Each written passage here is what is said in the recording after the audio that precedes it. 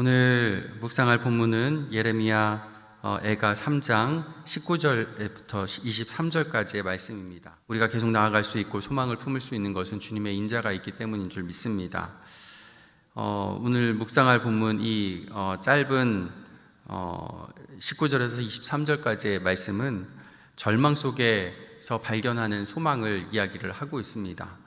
먼저 19절 말씀 우리 같이 한번 읽어보겠습니다. 19절입니다. 내 고초와 재난 곧 쑥과 담즙을 기억하소서. 아멘. 유다 백성은 심판을 받고 또 멸망당합니다. 나라를 잃고 또 포로가 돼 인생이지요. 그 인생 자체가 표현이 고초와 재난, 쑥과 담즙이라고 말을 합니다. 너무 쓰라려서 쑥과 담즙이라고 합니다. 우리 민족은 쑥하면 떡이 먼저 생각이 나고 또 곰이 먹어서 사람이 됐다는 그런 신화가 생각이 나지만 사실 쑥은 우리나라 사람들이나 먹지 그 서양 사람들 같은 경우는 쑥을 안 먹죠. 잡초라고 생각하기도 하고요.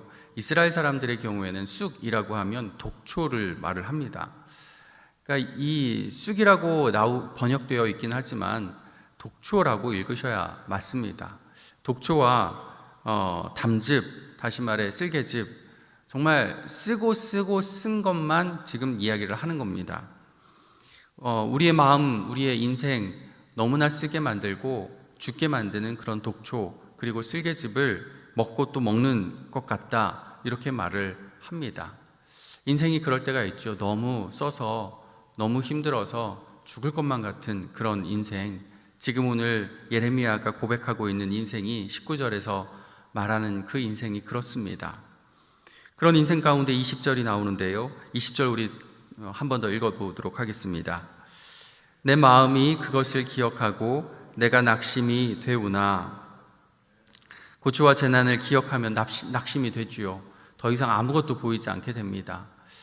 우리 마음 가운데 쓴 것이 찾아오면, 인생 가운데 쓴 것이 찾아오면 눈앞에 아무것도 보이지 않습니다. 깜깜해지죠. 그런데 주님 안에 사는 사람은요, 그런 깜깜한 절망 가운데서도 20절 끝에 보시면 낙심이 되긴 됐는데 낙심이 되었다 하고 마침표가 아닙니다. 낙심이 되오나로 끝납니다. 저는 이게 참 은혜라고 생각이 돼요. 우리 인생 가운데 쑥이 찾아오고 독초가 찾아오고 쓸개즙이 찾아올 때가 있는데 그럼에도 그것으로 마침표가 아니라는 겁니다. 되오나의 인생이라는 거죠. 반전의 인생이 있다는 겁니다. 변화시키시는 하나님의 역사가 있다는 것입니다. 그 변화되는 역사가 21절에 나옵니다. 우리 같이 한번 읽어보겠습니다. 21절입니다. 이것을 내가 내 마음에 담아 두었더니 그것이 오히려 나의 소망이 되었사옴은. 아멘. 이 쓰디쓴 인생, 쑥과 담즙을 내 마음에 담아두었다. 좀 무슨 말인가 싶기도 할 텐데요. 내 마음에 담아두었더니 이 말은 돌이켜 생각해 보니 라는 말입니다. 내가 내 마음에 담고 다시 한번 생각을 해보니까 생각이 달라졌다는 말이죠. 내가 당하는 고초와 재난, 쑥과 담즙이 기억할수록 낙심되는 일밖에 아닌데 그럼에도 이것을 다시 생각해 보니까 이게 오히려 나의 소망이 되었다 말을 하는 겁니다. 우리의 인생에 찾아오는 여러 가지 환난, 어려움, 고통, 왜 이런 인생 나에게 주시는지, 왜 이런 고통 나에게 허락하시는지 도대체 이해가 안 되고 도대체 앞으로 나아갈 길 막막한데 그럼에도 다시 한번 내 마음 잠잠히 주님 앞에 무릎 꿇고 내 마음에 담긴 어려움과 쑥과 담즙을 너무나 고통스럽지만 다시 한번 되짚어 보니까 그러고 나니까 소망이 생겼다 말을 합니다. 이게 그리스도인들의 능력이라고 저는 생각이 듭니다. 어떻게 소망이 생겼느냐? 22절에 나오지요. 우리 같이 한번 읽어보겠습니다. 여호와의 인자와 긍휼이 무궁하심으로 우리가 진멸되지 아니함이니이다. 아멘. 엄청난 고통에 눌려서 숨이 막혀 죽을 것만 같은데 돌이켜 다시 생각해 보니까 내가 숨이 막혀 죽을 것 같이 느끼는 이 느낌, 내가 느낀다는 것 자체도 아직은 내가 살아있다는 것이고 여전히 내가 생존해 있다는 것을 깨닫게 되는 겁니다. 내가 아직 진멸되지 아니하였다는 것을 깨닫게 됩니다. 여전히 살아있음은 돌이켜 생각해 보니 여호와의 인자와 긍휼 때문인 겁니다. 여호와의 인자와 긍휼이 없다면, 우리가 범한 죄만 생각한다면 소돔과 고모라처럼 흔적도 없이 사라져야 마땅한 건데, 진멸당해서 아예 없어지는 게 맞는 건데, 그런데도 여전히 목숨이 붙어 있고 여전히 완전히 진멸되지 않은 것은 하나님의 영원하신 무궁하신 은혜와 또 은총, 긍휼이 있었기 때문이라는 것을 깨닫게 된 것입니다.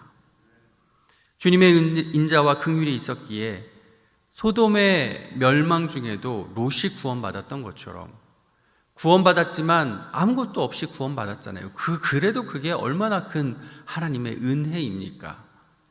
우리가 진멸된다 할지라도 완전히 사라지지 않은 것, 우리의 생명에 붙어 있는 그 한 가지 이유만으로도 하나님의 인자와 긍휼은 너무나 큰 것입니다. 그리고 예레미야 끝장에 나왔듯이요, 하나님은 그렇게 생존하게 만든 그 주님의 백성들 가만히 놔두시지 않죠. 시간이 되고 때가 되면 하나님이 다시 그의 머리를 들게 하시고 다시 회복해 하시고 다시 하나님의 사람으로 우뚝 서게 하십니다. 여호야긴 왕이 그러한 하나님의 소망의 표본이 되지 않았습니까? 갇혀 있었지만, 오랜 세월 갇혀 있었지만 하나님께서 다시 그의 머리를 들게 하시니 세상 나라 어떠한 왕들 중에서도 가장 높은 지위로 하나님이 올려주시고 그의 남은 평생을 지켜주시고 그의 자녀들이 잘 되도록 하나님께서 생활비까지도 다 챙겨주시는 은혜를 보지 않았습니까? 이게 하나님의 역사인 줄 믿습니다. 성경 주석가 매튜 헨리는요, 이것을 바라보면서, 이것을 주석하면서 교회가 신의 산의 떨기나무와 같다, 이렇게 말을 합니다. 불 속에 하나님의 불 속에 떨기나무가, 연약한 떨기나무가 불타고 있었지만 결코 사라지지 않았지요. 결코 진멸되지 않았습니다. 성도와 교회도 때로는 하나님의 진노 속에서, 진노의 불 속에서 고통할 수는 있지만 그럼에도 영원히 소멸되지는 않는다는 사실, 주님께서 우리를 생존케 하시고 다시 일으켜 세워주시고 우리의 목숨이 붙어있는 한 하나님께서 다시 회복시키사 일으켜 세워주시는 역사를 우리는 경험할 수 있는 줄 믿습니다. 그러므로 우리는 힘들 때, 짜증날 때, 외로울 때, 괴로울 때, 억울할 때, 서러울 때 돌이켜 다시 생각해야 합니다. 우리의 마음 가운데 그 쓴 인생을 담아놓고만 끝나는 것이 아니라 다시 한번 돌이켜 생각해야 합니다. 돌이켜 생각할 때, 하나님 살아계시구나, 하나님 내 안에 인자와 긍휼을 지금도 허락하시는구나 깨닫게 될 줄 믿습니다. 하나님의 인자와 긍휼은 생명사계가 되어서 우리의 삶을 붙잡아 주십니다. 비록 징계가 있고 심판도 있지만 우리 하나님은 인자와 긍휼의 하나님이신 줄 믿습니다.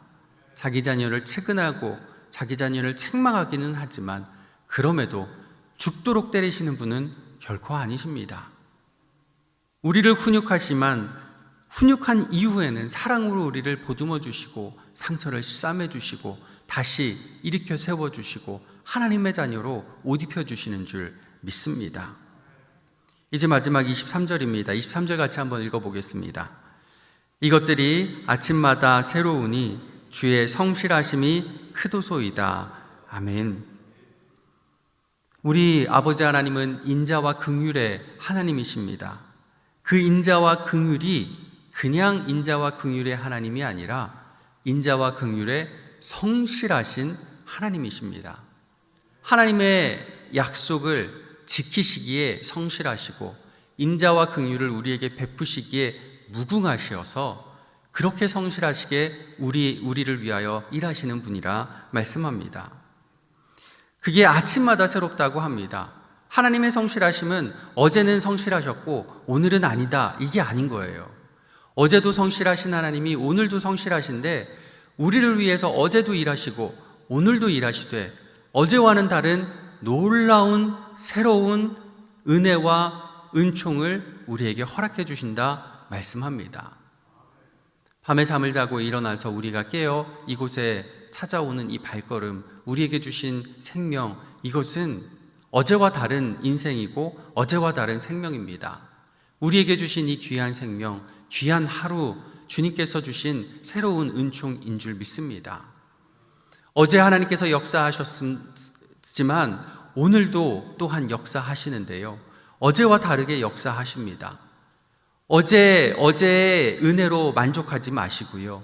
오늘 주님께서 우리를 위해서 일하실 그 놀라운 역사를 기대하며 살아가야 할 줄 믿습니다. 우리가 절망에 빠지면 과거만 생각하게 됩니다.